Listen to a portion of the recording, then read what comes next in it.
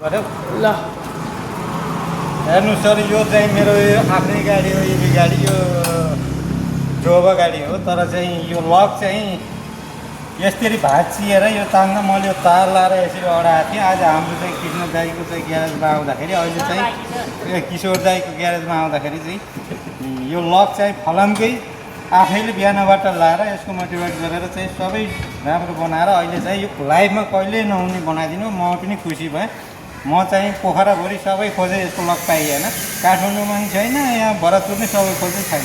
तर यहाँ आएर आफै दिमाग लगाएर आफैले चाहिँ बनाएर चाहिँ अहिले लक चाहिँ सरल र भन्छ। आज म यति खुसी छु कि अब मेरो चाहिँ लाइफभरि इभी गाडी जति नै साथीहरू हुनुहुन्छ इभी गाडीको लक बिग्रो भने लक गर्नु पर्दैन, सिधै यहाँ चाहिँ किशोर दाइका आएर चाहिँ यहाँ लक बनाइदिनुहुन्छ। लाइफमा कहिल्यै केही हुँदैन, टेन्सनै छैन। आएर बिहान आउने बेलुका बनाएर घर जानु, त्यही भन्न चाहन्छु। ल ल ल